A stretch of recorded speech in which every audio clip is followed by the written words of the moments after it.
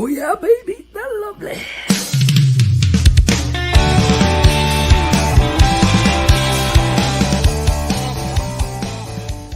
We now wander off the beaten path with an update from the Reefer Reporter. Hello and welcome to the Reefer Reporters as we bring you our Reefer Report from the Legacy420.com desk. Good day, Rev Kelly. How are you doing? Happy Monday morning. That's It's right. Beautiful Monday morning. Well, we'll see what happens and see if the weatherman is right and we get some rain.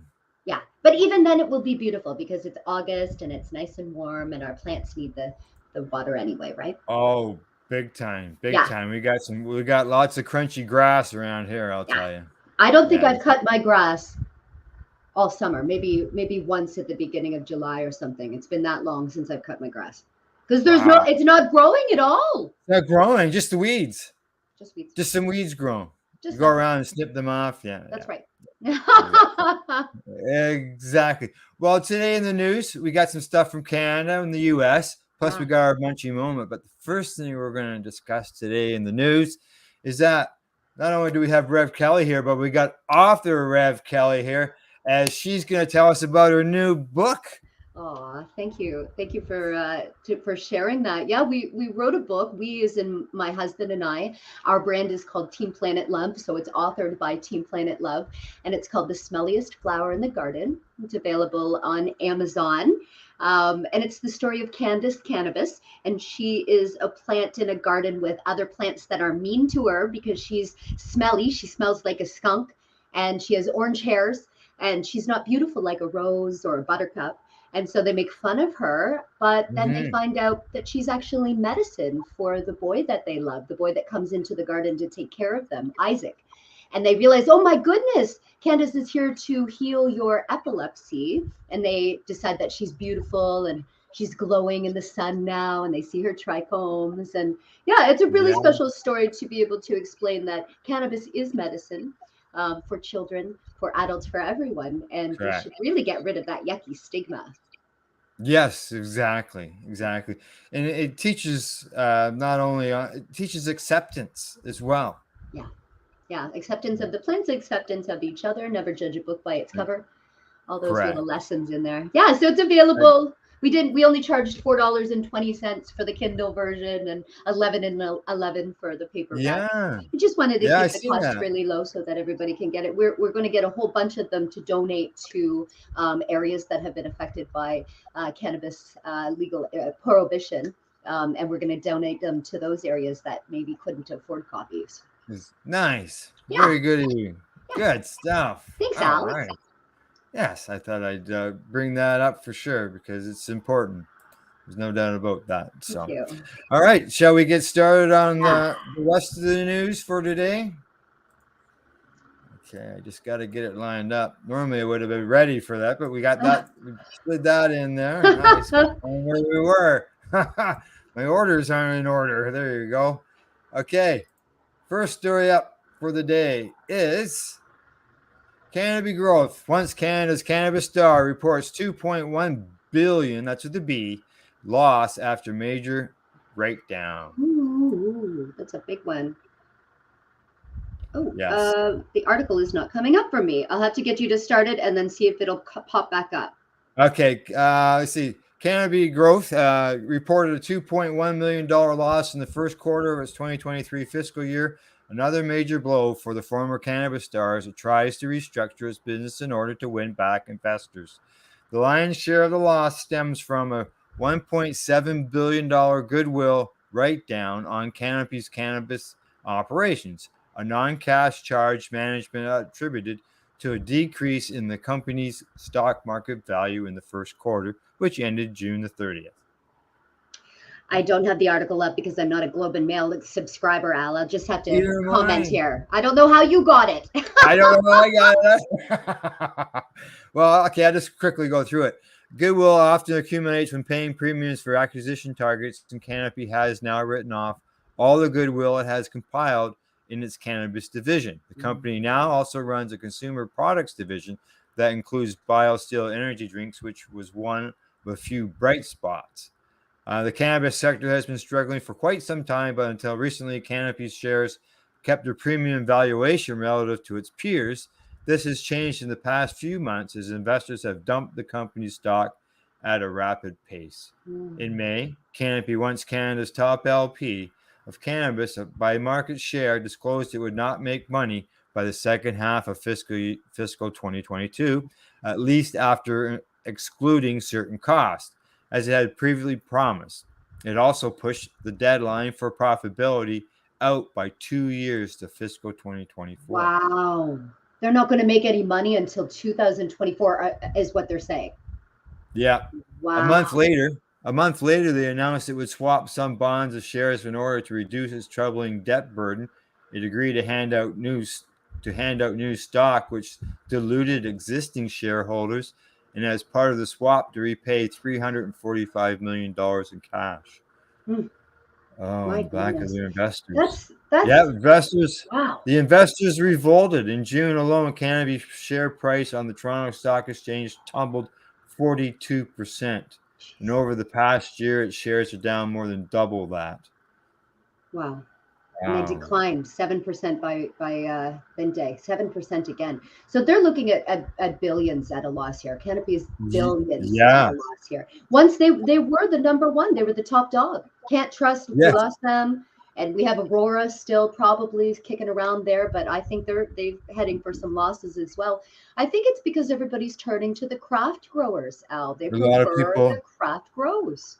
A lot of people are switching to the craft growers. Now, Glenn and I did a story on Thursday about Organogram, and what they're saying is that they're surviving because they started small and grew as a business needed to grow instead of starting big like some of these other companies and finding out that they're too big.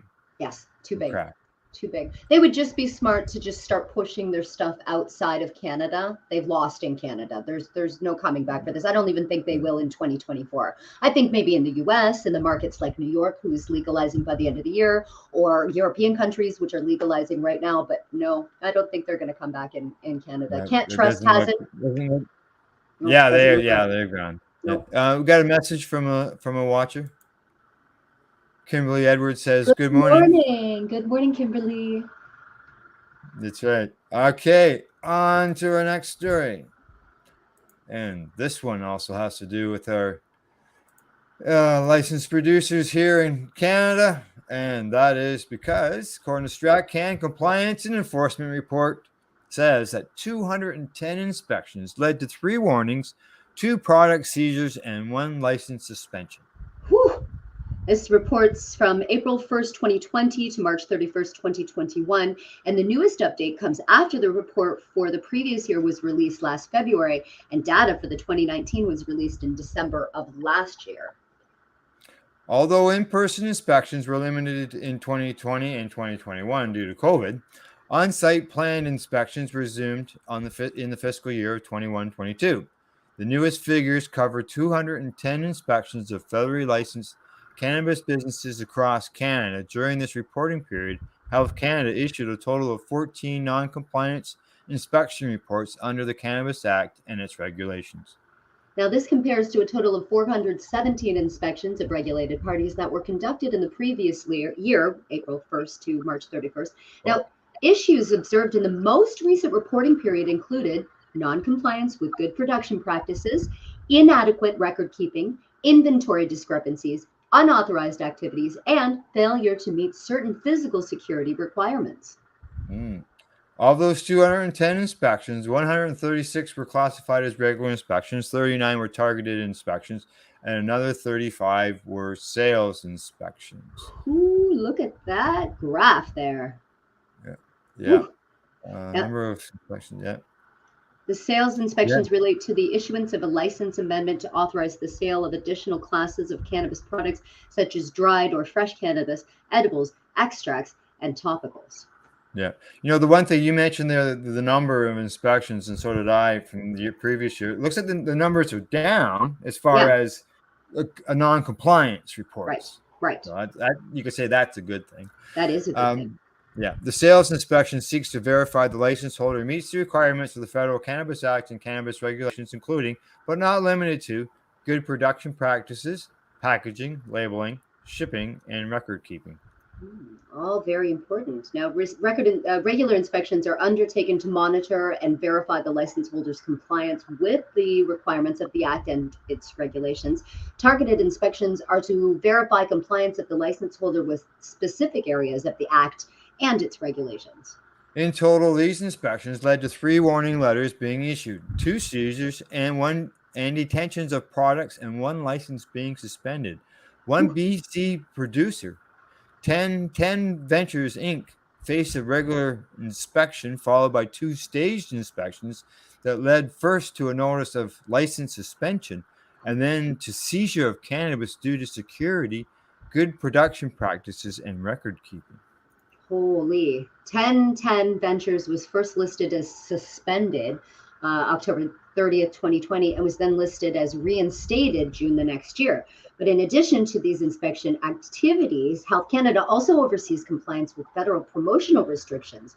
In the same period, Health Canada conducted 294 promotions-related compliance verification activities. Wow. So that's where you can't advertise for cannabis on radio or newspaper or any of those kinds of promotional things, or in windows. You have to be very careful what are in your windows. Windows. These verification activities were carried out based on what the federal regulator says is information received from Harrison on alleged non-compliance with the promotional prohibitions under the Cannabis Act. This resulted in 85 enforcement actions, such as warning letters, compliance emails, and compliance promotional emails or calls. These included 2 warning letters, 39 compliance emails or letters, and 44 compliance promotion emails or calls. So they're going after people just for, if they've got a sign out front of their store. That's what I mean. It's terrible. It's so draconian. We're almost close to Quebec when it comes to that. Quebec just doesn't allow anything. Yeah. Feels like it. Now, Health Canada notes that warning letters represent a high priority action, while a compliance promotion email or call represents the lowest. What, like telemarketing? No telemarketing in cannabis. Yeah. Past annual reports have included inspection data on registered personnel and designated production of cannabis for medical purposes. Between April 1st of 2019 and March 31st of 2020, there were 82 inspections associated with 82 of those types of registrations. The newest report did not include information on these types of inspections, as on-site planned inspections, including inspections of registered personnel and designated production of cannabis for medical purposes, were postponed in 2020 due to COVID. These on-site planned inspections were resumed in fiscal year 2021-22 and therefore not covered in this reporting period. Yeah. Find out. There you go. Well, at least the number of problems have come down. Yes. Yeah. They still exist, but we're growing, we're learning, we are evolving. Right. Exactly. Everyone's learning as they go along. All right. You ready for the next one? Yeah. This one says that Ottawa on track to spend $200 million per year on cannabis for veterans. You're conflicted about this one. Conflicted with this. The federal government is reimbursing a record number of veterans for their medical cannabis. Now, new figures show Ottawa shelled out more than $150 million in the last fiscal year, and that's more than doubled the amount just 3 years ago. The figures from Veteran Affairs Canada show the government is on track to spend nearly $200 million this year, as thousands more former service members ask the government to pay for the cannabis each year. Yes. Now, demand for medical cannabis among Canada's veterans has surged since a 2008 court decision required the government to provide reasonable access to cannabis while authorized by a healthcare practitioner. That surge has only accelerated in recent years despite an overhaul in November of 2016 of the way the government reimburses ex-military personnel for cannabis, including a reduction in the amount and costs that would be covered. Key. You were just sharing that they went from 10 grams to 3. Correct. Is that right? Exactly. Yeah, they used to allow more. They went from 10 grams to 3 grams, and they can go above the 3 by applying for that to go above 3. but Right. the cap is at 3 grams. So now that they've reached this dollar value, this 200,000 or 200 million, which created them a number lower than that, created them to change the program to that 3 grams, because before that there was no limit on the amount that they could order. Right. Just whatever their prescription was is what they got. Yep. And but now then they capped it. So now that they've got that back to that dollar figure again, how are they going? Are they going to adjust it again and make it so that they're only allowed a gram? Like, are they going to keep capping the dollar amount so that that lowers their grammage and restricts the amount of cannabis that the patient has access to? Right. To the people that have gone and fought for the freedom of our country. Good job. Correct. Good job, Canada. Yeah. Good job. Right. Yeah. And then this is my concern, is what's going to happen to these veterans? How is the government going to react to this? Yep. What are they going to do? Yep.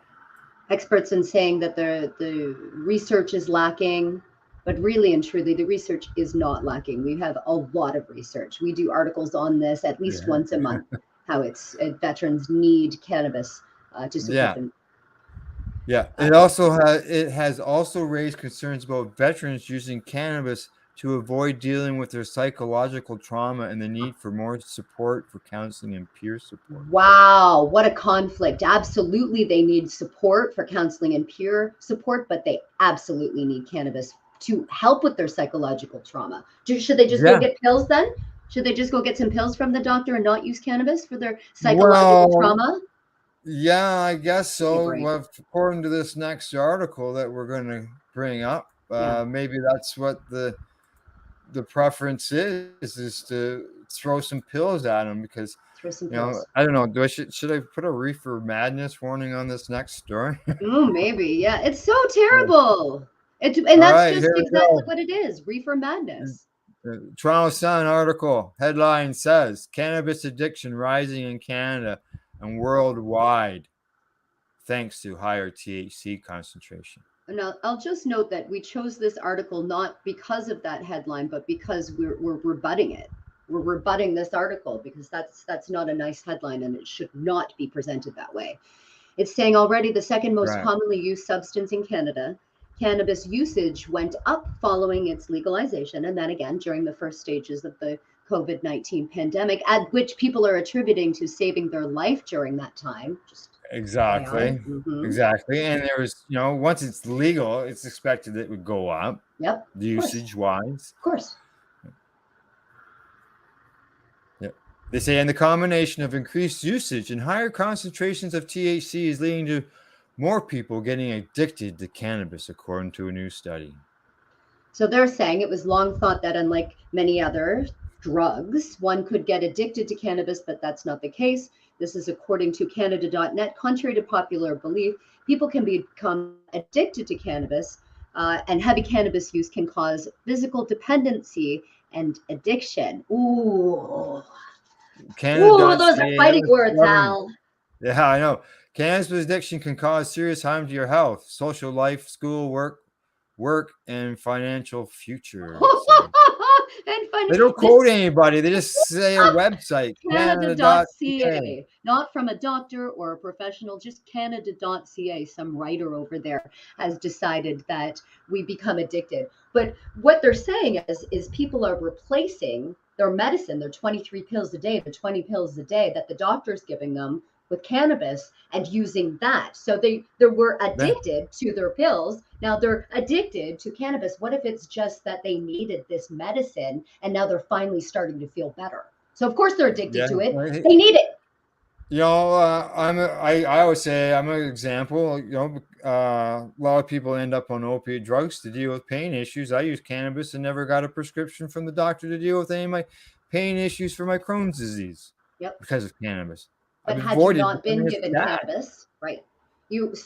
Most people that I know that are on Crohn's are on many pills because you need one pill to cover up the other pill and one pill to fix the interactions from, right?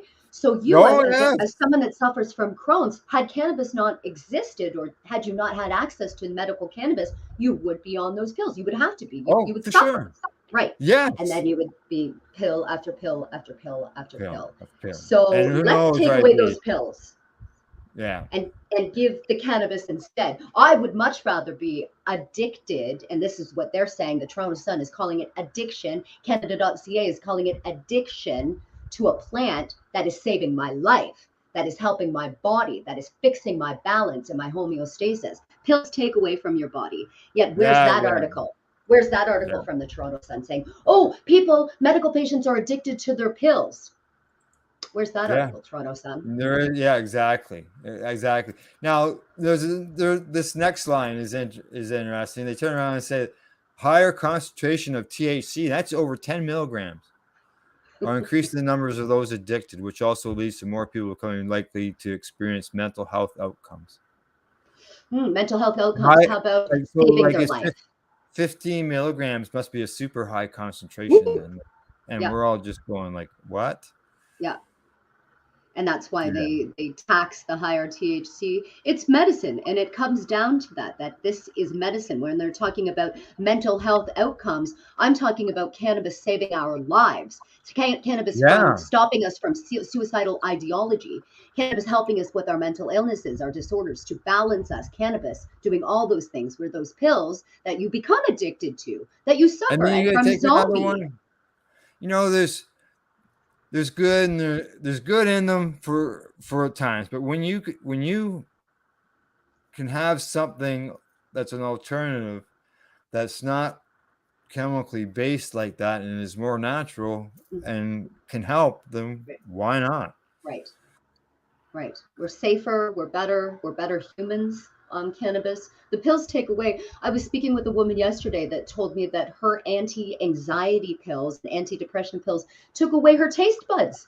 She didn't even know what food tasted like for a long time until she stopped taking them using cannabis, and she was like, "This is what food tastes like," because the pills were numbing her taste buds. Not numbing the taste buds. No, Wow. this is not okay. So let's No, just so you know, let's turn I'm that I'm gonna around. close that story. Yeah, we don't need to keep Gone. reading that.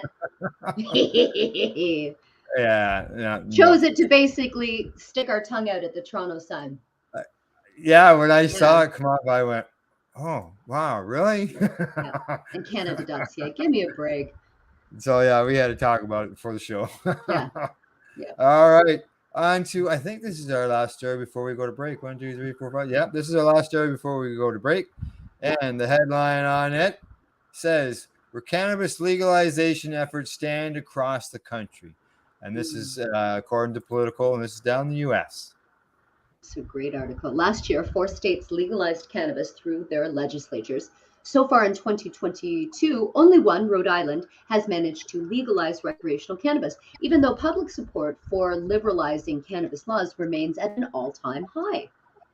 With most legislation sessions across the country already wrapped up for the year, and the results are clear. Elected officials remain far behind the times, said Karen O'Keefe, State Policy Director for Marijuana Policy Project. If it were left up to voters, O'Keefe believes every state would have some form of legal cannabis by now. Was left up to voters, to the people. Yeah. As it stands, 19 states have embraced full legalization, while 19 others have enacted medical cannabis programs. But many of the remaining holdouts are staunchly conservative states where legalization skepticism runs deep among lawmakers. Perhaps the biggest setback for industry advocates this year was Delaware, where a bill to remove penalties for possession passed with supermajorities in both chambers, only to be vetoed by the Democratic governor, John Carney. Recreational legalization efforts also came up short in Ohio, Hawaii, New Hampshire, where medical bills failed, in Kansas, South Carolina, Tennessee, and Kentucky. Kelly, a Democratic governor, vetoed What's what going on? the voters wanted. Yep. Voters, the people. Isn't that what this is? Or, oh, is the U.S. communist now? Is that what's happened? Well, it passed in the chambers, like just Doesn't going make like sense. what? They don't like. They're not. And then People these will vote. medical bills being voted down as well. Like, No. okay, keep going. Some legislative efforts were doomed from the onset, particularly Democratic sponsored adult use bills introduced in GOP dominated state legislators such as Louisiana, Wisconsin, and Indiana. But not all hope is lost for pro-legalization advocates. At least a half a dozen states could have legalization questions on their November ballots. If all these campaigns succeed, half of the states in the country would allow adults to possess and eventually purchase cannabis legally. Here's a look at where legalization efforts stand across the country. Mississippi, the Mississippi legislature passed legislation establishing a medical cannabis program by overwhelming margins after spending months haggling over the details. That happened in January. Yeah. Now, the governor bashed the measure repeatedly for allowing patients to purchase too much cannabis. Okay, well, he signed the bill. Right. You know that. Yeah. Yeah. In Rhode Island, they became the 19th state to embrace full legalization. The Democrat-dominated legislature overwhelmingly passed legislation after hashing out agreements on how to automatically scrap old cannabis-related criminal convictions and the best approach to regulating the industry. The bill allows for 33 dispensaries spread across 6 regions of the state, with sales slated to start in December. Whew. Okay. Ballot referendums from Maryland. After trying and failing to pass comprehensive legalization legislature in prior years, Maryland lawmakers backed a measure kicking the question to the voters. Ooh, what's going to happen there? They're going to vote on it. Yes, let's hope they vote yes. Yeah. In South Dakota, in 2020, the voters there became the first in the country to back both medical and recreational at the same time. But the state Supreme Court struck down the adult use referendum as unconstitutional. The What? Republican-dominated legislature considered a recreational cannabis legalization bill this session. While the legislation made it out of the Senate, it didn't have enough votes in the House. So legalization supporters are once again turning to voters submitting enough signatures to qualify in the November ballot. Wow. Wow. The people are saying yes, we want it. They voted it in, and then the Supreme Court went, nah, we're just going to take your choice away from you. That's garbage. Exactly. Arkansas, at one point, there were 3 different efforts to put recreational cannabis on the ballot in Arkansas, but ultimately just one campaign, the Responsible Growth Arkansas, primarily backed the state's medical cannabis business. It's going to make the November ballot. Let's hope that works out for them. Twice as many signatures than what they needed. That's good to read. That's good news. Missouri, a bipartisan push to legalize adult use cannabis fell short during the legislature's regular season, but an effort to put legalization on the November ballot submitted signatures to the Secretary of State's office in May. It's unclear whether the initiative will qualify for the ballot. That's in large part due to concerns that the campaign might not fulfill Missouri's requirements that signatures be called from all 6 of the state's congressional districts. What happened down there? That doesn't sound like democracy to me. Oklahoma, voters are likely to decide whether to legalize recreational sales after advocates submitted nearly twice as many signatures last month as required to make this November ballot. So they're hoping to really make changes in a lot of these states in November. Exactly. Yep. North Dakota, the state's made history when its House of Representatives passed a recreational bill in 2021, the first Republican-dominated legislative chamber to do so. But the legislation failed on the Senate floor. That led legalization advocates to pivot to the ballot box, and last month they turned in roughly 25,700 signatures, more than 10,000 above the threshold required to make the ballot. Wow. That's got to say something. That's got to say something. And quite a few of them are like that, Kelly. There's quite a few that seem to be way above on their numbers. Right? And they're just saying, please, come on, you guys. Nebraska, a campaign to legalize medical cannabis in Nebraska, one of the 3 states in the nation without any form of medical cannabis access on the books, ran into major turbulence after the loss of a major donor. Oh, they planned a $1 million effort, paid canvases. Didn't seem to work out for them. Oh, jeez. Wow. Just barely. They just barely made the signatures. Yeah, just barely. Yeah. That's the last one. Wow. So you can see that people are trying so hard, and we have some beautiful politicians that are lending their voice, some advocacy groups. And when it gets to it, the Supreme Court just saying, no, we're not listening to other politicians saying, no, we're just going to make our own decisions here. That's not That's cool. right. Not cool. No, not cool. All right, break time. Time to medicate. Rev Kelly and I will be right back in about 3 minutes and 21 seconds. You're watching the Reefer Reporters. We're live here on the Pace YouTube channel and our Facebook pages, plus podcasts at paceradio.net afterwards. You're listening to the Pace Radio Network here at paceradio.net. A doctor's job is to relieve your pains. And when it comes to growing cannabis, the biggest pain is trimming. Let Dr. Buck Cannabis Trimming Solutions take the pain away. Whether you're a home grower or a commercial operation, we have the cure. From 4 plants to 400 plants, garden size doesn't matter. Dr. Buck Cannabis Trimming Solutions comes to you with years of experience and professional discreet service. It's simple. We trim your weed and we do a damn good job. Visit drbuckcts.com to book your trimming. Pace Radio Network. By patients, for patients, and for those who want to know. At Legacy 420, we believe in being different. Experience the difference of quality control. Our labs provide tested formulations for all of our products. Experience the difference in trust. Our customers can trust that we are following up-to-date COVID precautions for their safety. Experience the difference in accessibility. We're open 7 days a week. Please visit our website, legacy420.com, or contact us for curbside pickup as well as nationwide mail order shipping. Legacy 420 values overall wellness. Come and experience the difference of Legacy 420. Did you know that the Pace Radio Network isn't just a radio network? That's right, because most, but not all of our programming is now done via video and is then podcasted at paceradio.net. So if you want to watch our programming, you'll find us on the Pace Radio Network's Facebook page, plus the show's own page, and you'll find us live on the network's YouTube channel. And don't forget, you can find it all, video and audio, at paceradio.net.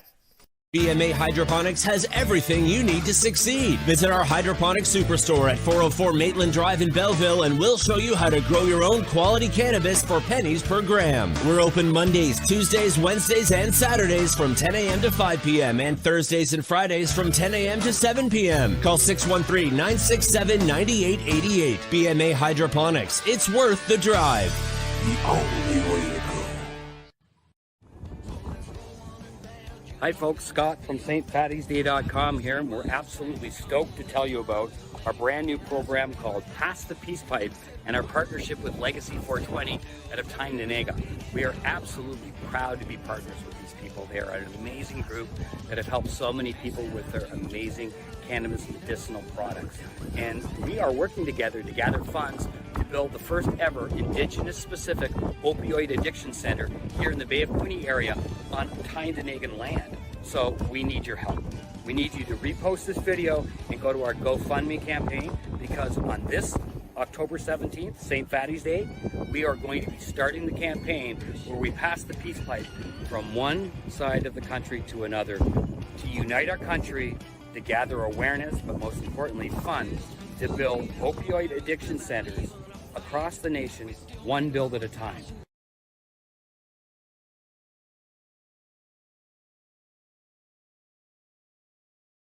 You're listening to the Pace Radio Network here at paceradio.net. And you're watching the Reefer Reporters, and we're back for our medication break.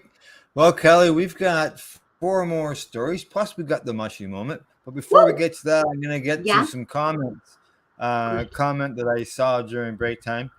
Just so you know, when we did a shout out to Kimberly for saying hi, she chuckled for that. Plus, hi everybody from Ron McNabb. Hi, Ron. Yeah. He also goes on to say, in his opinion, much of the regulations and restrictions surrounding cannabis are complete BS and most likely have been made by people who are absolutely have no idea about this life-saving plant. Great words. Yeah. Thanks, Ron. Yeah. Thanks, Ron. Jade. Okay. Get our stories going here for after break. And when it comes to impaired driving and stuff like that, they're always trying to find ways to catch people that are impaired, and it hasn't stopped. Here we go. Marijuana moment. Headline says, Feds seek contract to help test marijuana compounds in people's breath. The federal government will spend more than $1.4 million to study how the concentration of cannabis compounds in people's breath changes over time after consuming it, part of an ongoing effort to create a reliable roadside test to screen drivers for recent cannabis use.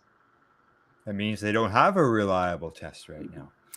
In a brief, sources sought notice posted last week. The National Institute of Science and Technology, a non-regulatory agency of the U.S. government, said it's looking for a vendor capable of helping to conduct a study that would collect breath and blood samples, then test those samples for evidence of acute cannabis use, things like THC and other cannabinoids and their metabolites. NIST intends to seek a contractor that will recruit participants to the study, collect breath samples from them after they use their own legal market cannabis, and send those samples to NIST for laboratory analysis.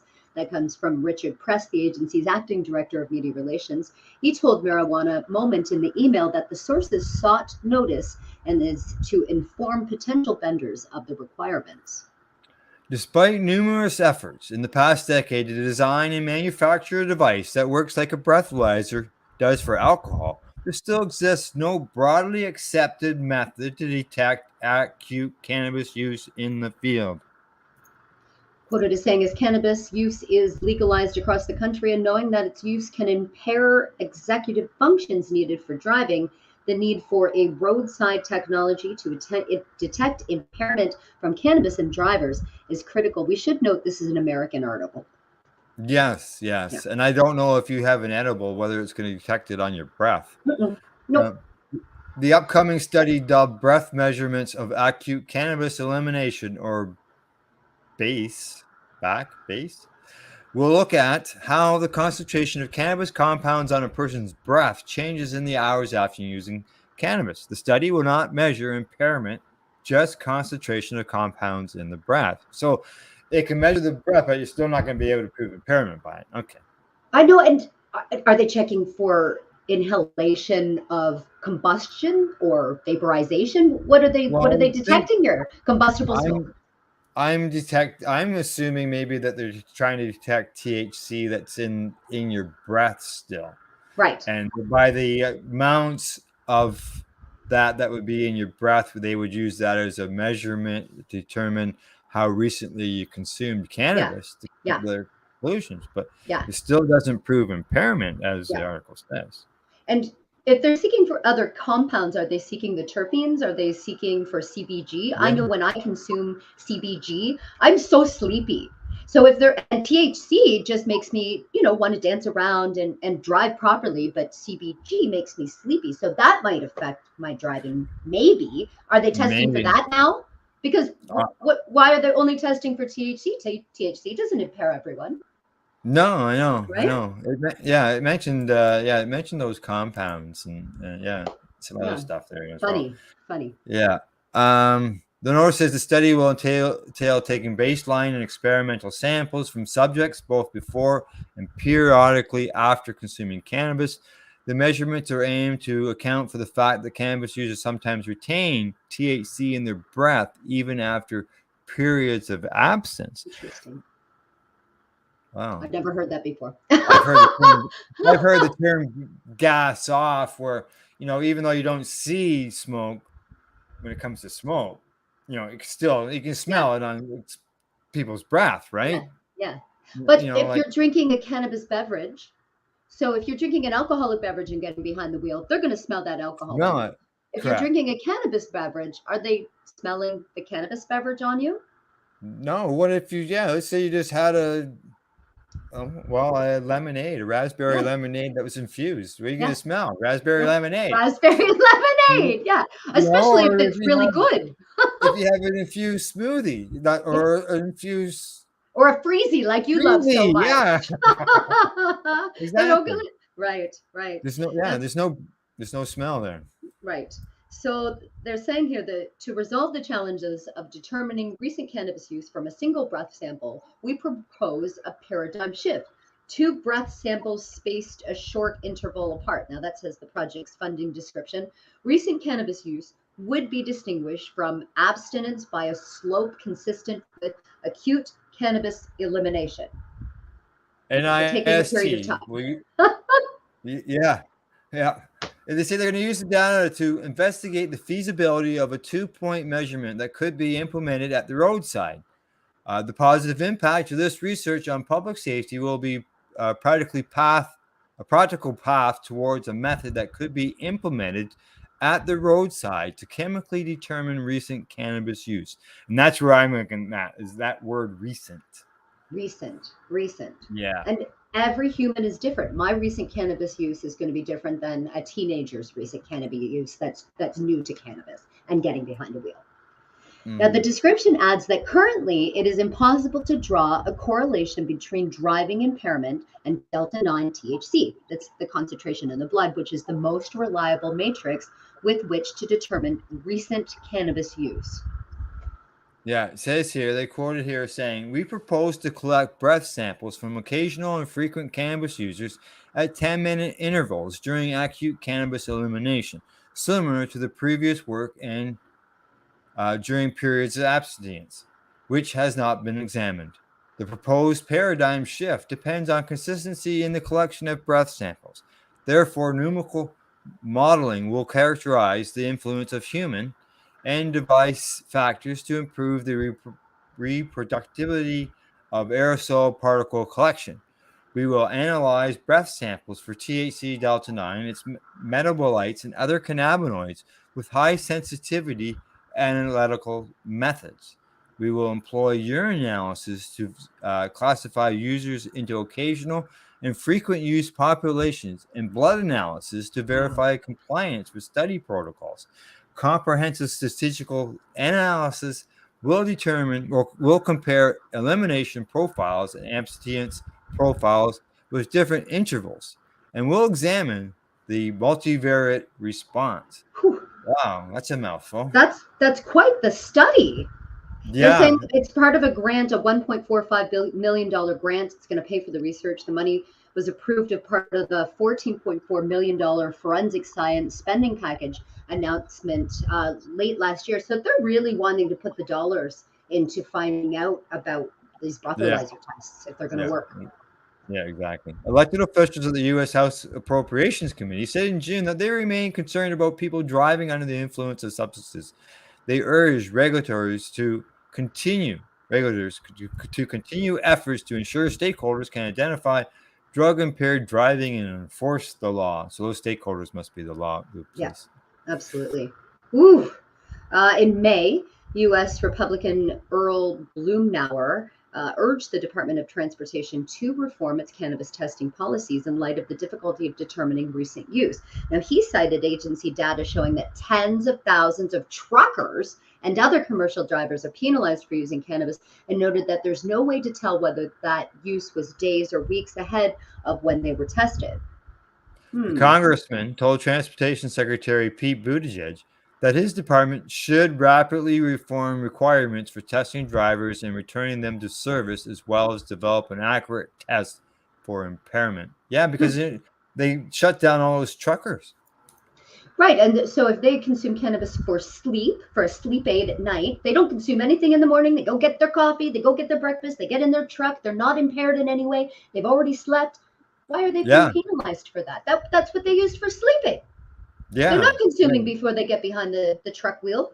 Right? Exactly. No. Exactly. Oh my goodness. Well, do you want to keep going with this long article? Do I? Well, I got a couple comments here. Ooh, let's hear those. All right. First up, well, one that has to deal with this, which is coming from Ron again, as he says, there's no solid correlation with recent cannabis use and intoxication or impairment in my experience, as well as in many others.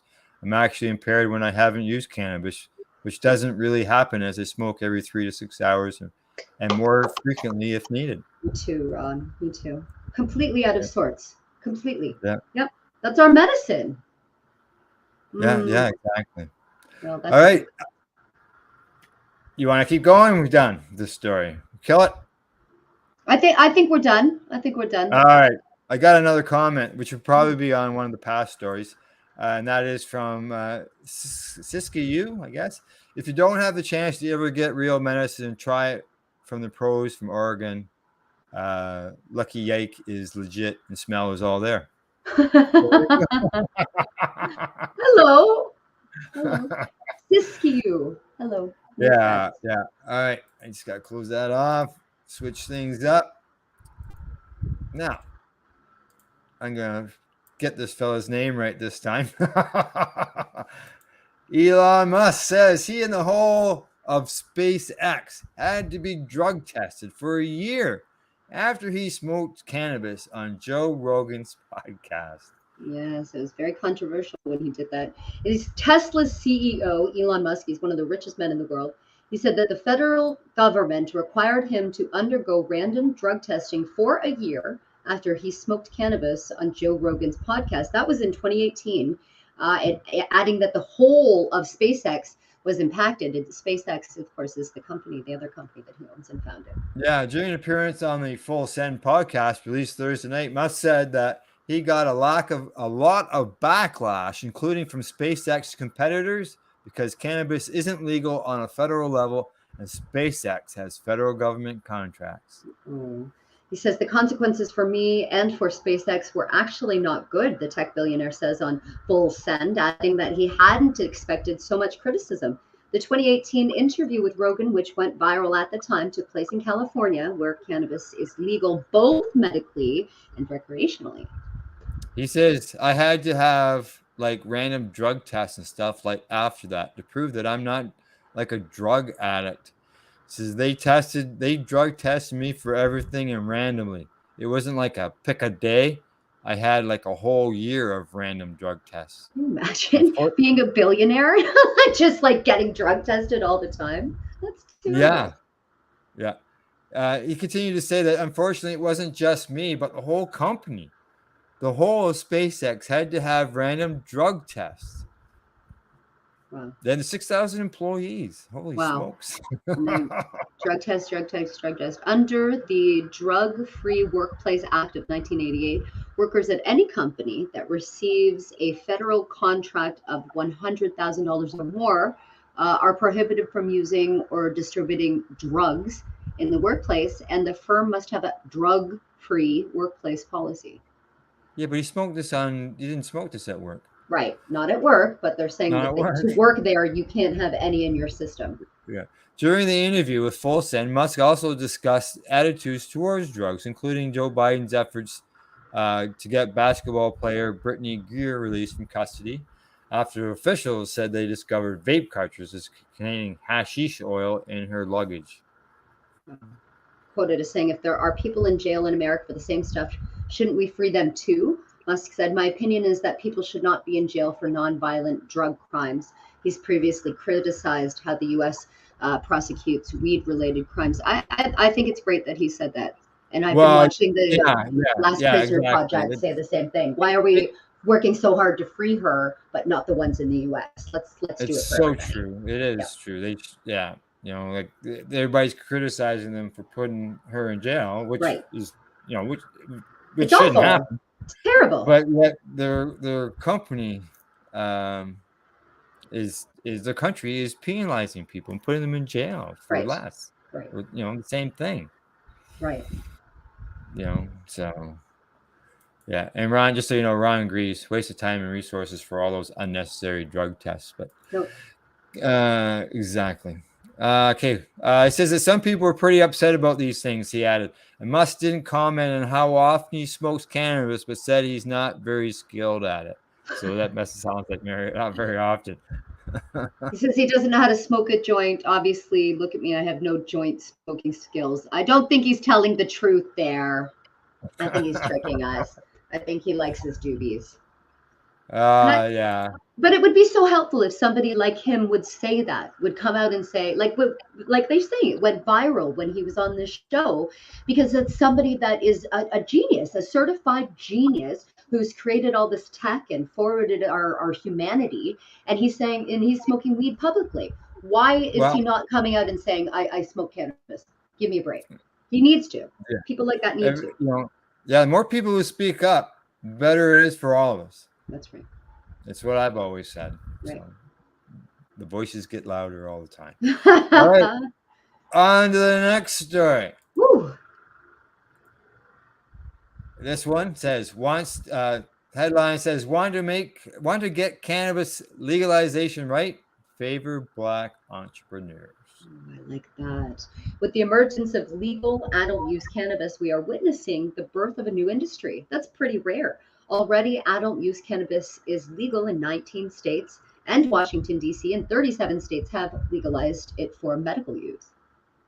The size of the industry is huge. In Washington alone, state adult use cannabis sales topped $1.5 billion last year, a 43% increase from 2019. Across all states, recreational sales are projected to hit $25 billion by 2025. Woo! 1.5 billion in Washington alone. In one state. Remember we did a Michigan story and it was 1.2? In just states are selling over $1 billion in cannabis. According to a national polling, 2/3 of Americans want adult use legalized at the federal level. If you project that out, the size of the U.S. market could be about 130 million customers. That's 66% of adults over 21. It's a lot of adults. Amid the historic opportunity, it's critical for the federal government to not just legalize adult use, but do it right. Yes. This means prioritizing small business entrepreneurs over big industries, providing startup resources for Black entrepreneurs who bore the brunt of the racist war on drugs, and expunging criminal records for non-violent cannabis crimes. Yeah, sing it out again. In the war on drugs, cannabis was placed on Schedule 1, putting it in the same category as heroin. Schedule 1 is supposed to be reserved for drugs that have a serious risk of addiction and no medical benefits. That does not apply to cannabis. Let's say it again, does not apply to cannabis. That's right. So, how did it end up there? Well, I know why.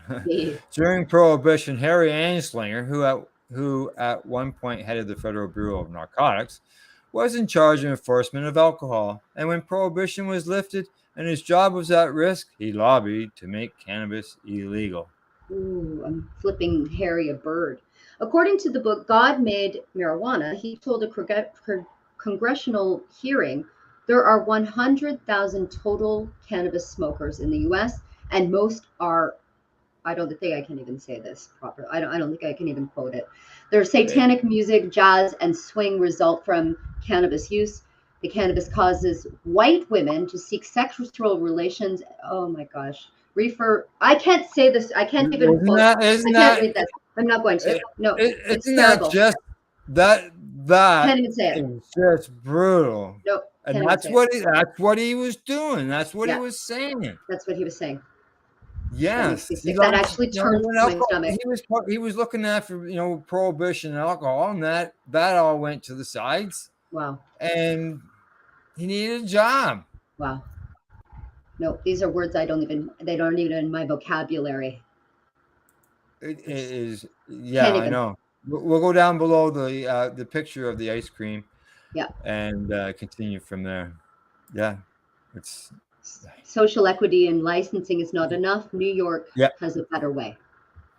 Despite using cannabis at about the same rate, Black people are arrested about 4 times the rate of white people as part of the war on drugs. And while the war on drugs disproportionately targets Black people, economic opportunity favors white people. Large corporations and Wall Street.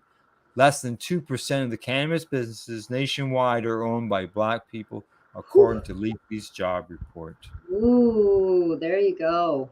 It's considered a Black culture drug is what it's considered. But now that the white people decided they like it, they made it legal. That's the consensus.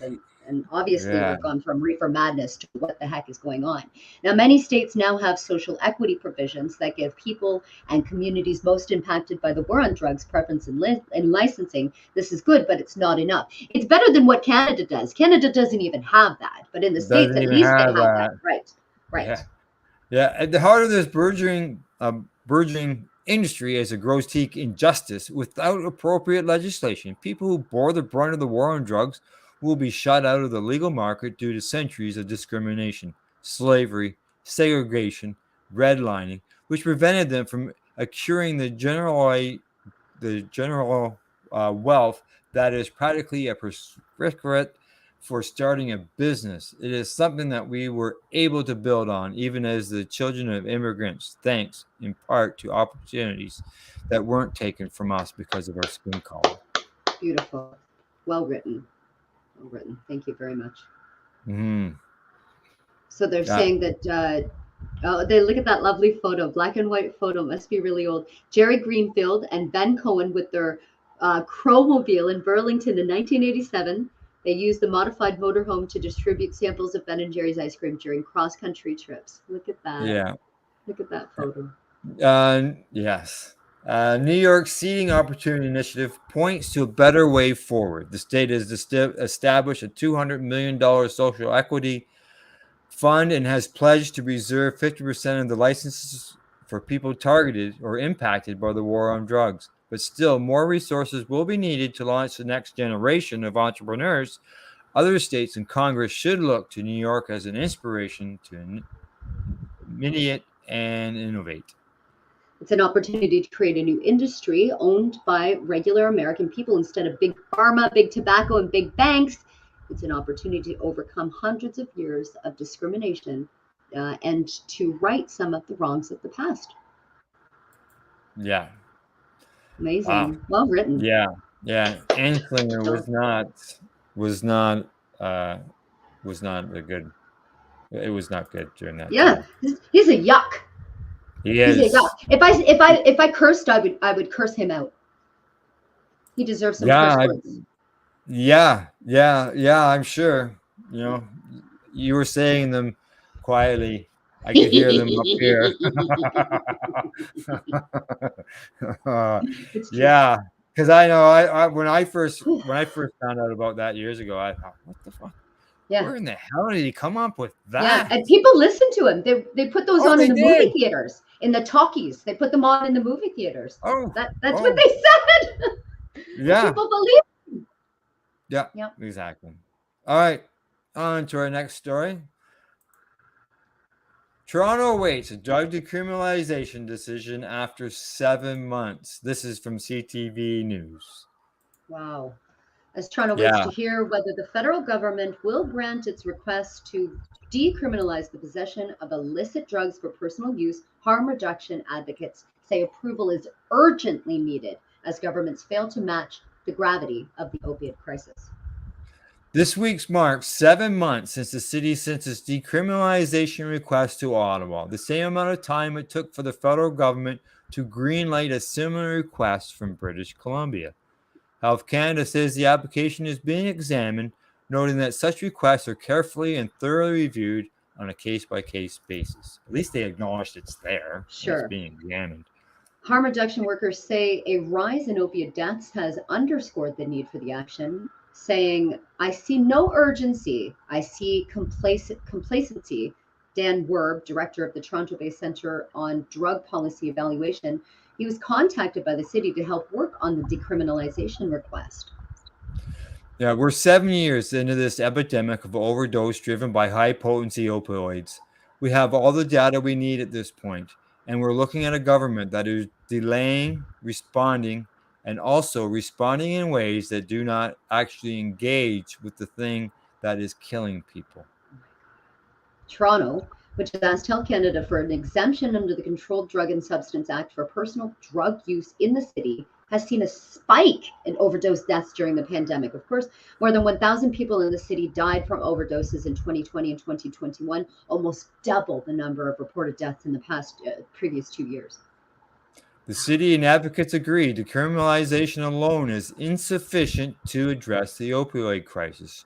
Toronto laid out a decriminalization model in its application that envisions expanded access to social supports, including housing, as well as expanded safety supply programs to provide pharmaceutical-grade opioid alternatives to the street supply.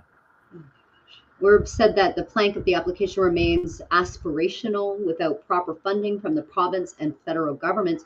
Toronto Public Health said it's been in ongoing discussions with Health Canada since submitting the application January 4th. So 8 months ago, they submitted this application. 8 months ago. Yeah, exactly. And it sounds like probably about 800 people have died.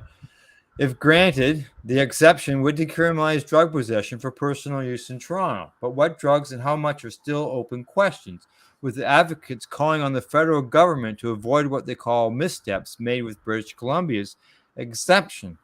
Ottawa was widely criticized by harm reduction advocates after it set the threshold for personal possession at 2.5 grams under BC's exception, almost half of what the province requested. The federal government said the decision was made based on police input.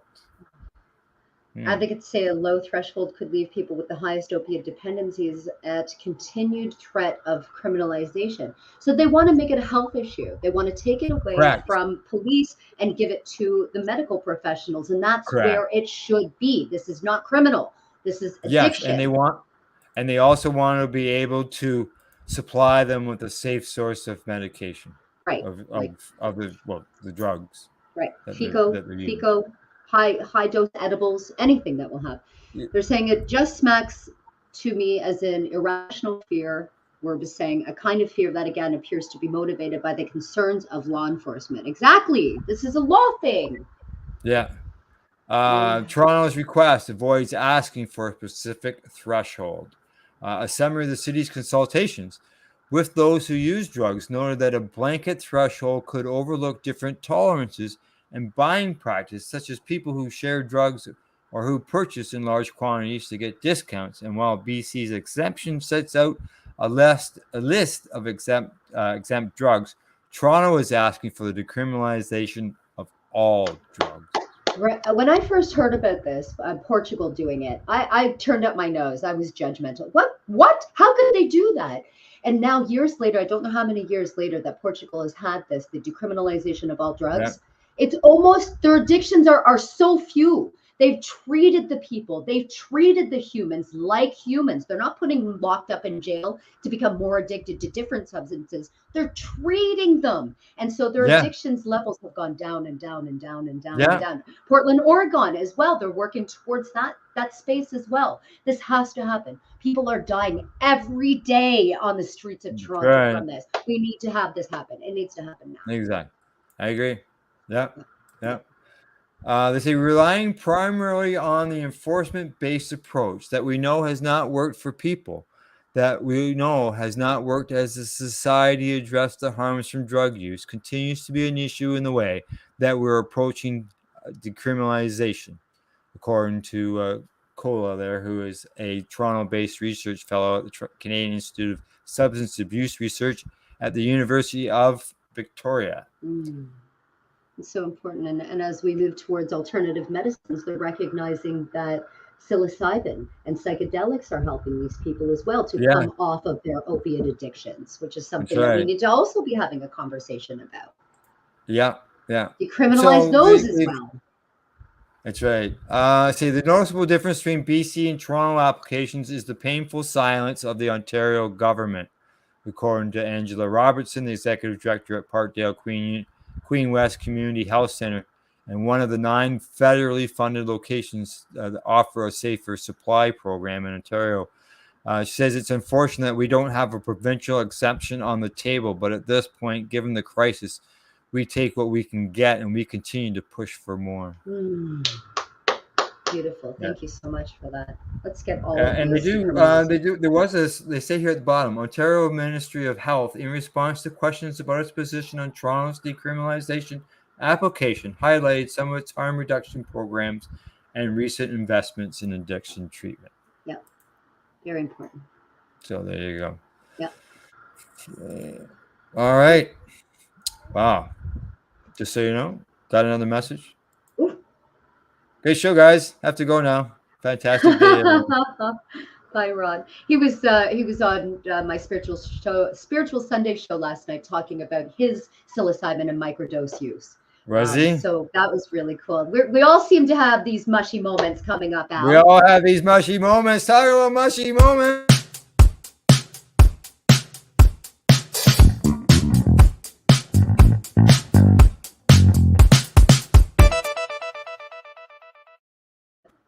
We have our mushy moment. Headline says this startup wants to use magic mushrooms to end alcoholism.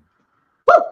Absolutely. Alcohol use disorder, more colloquially known as alcoholism, tends to happen slowly and then all at once. Most people will say a few drinks in social settings starts to bloom into frequent drinks at home in solitude, and eventually it's habitual as a cup of coffee might be. Very quickly, the disorder can be incredibly debilitating as you find yourself living a life in the back end call of addiction, sacrificing relationships, career, and well-being for another drink to take the edge off. At worst, you're digging your own grave with each sip. That's the reality of roughly 107 million people across the world who suffer from alcohol use disorder. While there are many reasons for the addiction, a lot of cases can be pinned on some combination of generic predisposition to addiction and mental health issues such as trauma or depression. Alcohol can become a means to cope with stress, depression, and anxiety. Think of the times that you had a hard time at work and said something to the effect of, I need a drink after that week. Or when you get home, some particular bad news and cracked open a wine bottle to split with friends. How many times have we heard people drinking themselves to sleep over the pandemic because there's nothing else to do? They just go get their wine and drink themselves to sleep.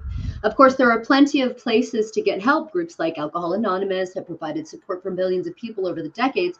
There's even medications designed to treat alcohol use disorder. However, even these solutions aren't completely effective. AA has infamously now success rate of between 8 and 12% by some estimates. That naltrexone will come with side effects like intense nausea and exhaustion and isn't completely effective for many. And it also requires the money and resources to get a prescription. What? Why would you want that? Yeah. Stick to your wine, right? There's an alternative solution that's ready to burst into the market that might raise some eyebrows, and that's psychedelic drugs. Wonderful. Go ahead. Yep. Now, according to go ahead. Go ahead, Al. All right. There's a quote here from Damien Cattlewell. He says, "What it really comes down to is we want to help patients with alcohol use disorder. We want to enrich their lives." So we looked at all the different research out there and found a lot of promise with psilocybin. Scores of pharmaceutical companies and academic institutions have been researching the potential for psychedelics like MDMA, ketamine, LSD, and even DMT to be used in treating mental health issues such as PTSD and treatment-resistant depression for years now. Even though the social stigma behind the drugs largely remains, they hold a lot of promise when it comes to treating some of the most pernicious public health issues in society today. According to Brian Pelecki, he's a psychotherapist and a psychedelic assisted therapy researcher. He says that we're just scratching the surface. Most have only been small trials that are highly controlled, but we're seeing that the people who are in these trials are doing very well. These treatments have also been outperforming current treatments for mental health issues. Well, the idea of treating one substance addiction with an illicit substance might even seem strange. It's actually been researched and practiced for decades. One such experiment is from Clairvoyant Therapies, a Vancouver-based biotech company that's looking into developing the first commercially available psilocybin treatment for alcoholism. Wow.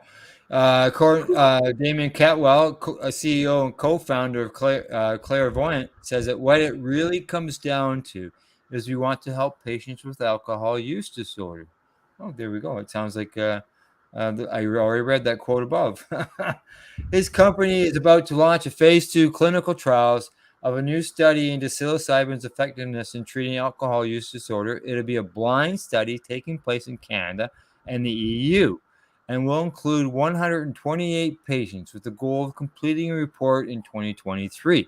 The trial, Clairvoyant hopes, will give a little bit of a window into what a future for magic mushrooms assisted therapy might look like for those struggling with alcohol. Wow, wow, wow, wow. It isn't something where you take a pill and go home, he says. It's going to include 20 plus hours of psychotherapy. That's exactly it. If you're going to give somebody a pill to come off of alcohol, you're just going to send them home. But with this, you take their mushroom trip, you sit down and you work with a therapist. They work with you during your mushroom trip, and they help you get to the root of the issue. Why are you consuming the alcohol? Why do you need it to cover up? What is it you're numbing? Let's get to the bottom of that and heal you with this fungi. It's beautiful. Yes, we'll just read the next paragraph. Here's how Kettlewell and his company envision psychedelic-assisted therapy for alcoholism. Patients would receive 2 25 milligram doses, ooh, that's big, of psilocybin over an 8-week treatment cycle. During this time, each patient would be tasked with recording the number of days they drink in a week long, with how many drinks they have via smartphone app. The dosing will be paired with regular guided therapy sessions provided by certified mental health specialists. This is how you stop alcoholism. Yep. Yeah. There's upwards of over 20 hours of psychological therapy time.